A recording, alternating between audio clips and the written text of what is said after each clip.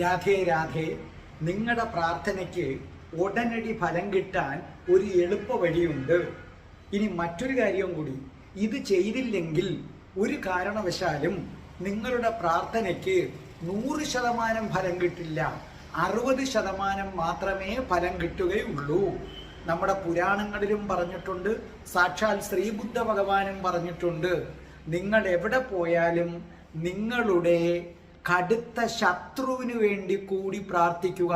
അയാൾക്ക് നല്ലത് വരണേ എന്ന് പ്രാർത്ഥിക്കുക, അയാളെ മിത്രമാക്കണേ എന്ന് പ്രാർത്ഥിക്കുക.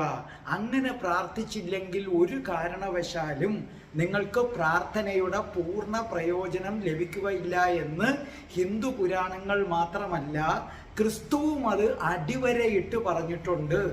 യേശു പറയുന്നു, നിങ്ങൾക്ക് ഒരു ശത്രുവെങ്കിലും ഉണ്ടെങ്കിൽ അവൻ്റെ അടുത്ത് പോയി മാപ്പ് ചോദിക്കുവിൻ, അവനെ ഒരു സുഹൃത്താക്കി മാറ്റുക, അതിനുശേഷം ദേവാലയത്തിലേക്ക് പോയാൽ മതി, അല്ലെങ്കിൽ ഒരു പ്രാർത്ഥനയ്ക്കും ഫലം കിട്ടുകയില്ല.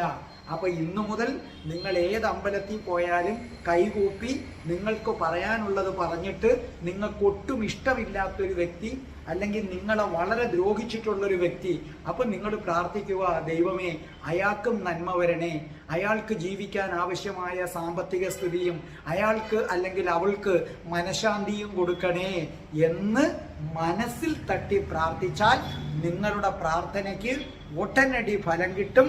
പതുക്കെ കൊണ്ട് നിങ്ങൾ പുതിയ ഒരാളായി, ദൈവത്തിന് പ്രിയപ്പെട്ട ആളായി മാറും.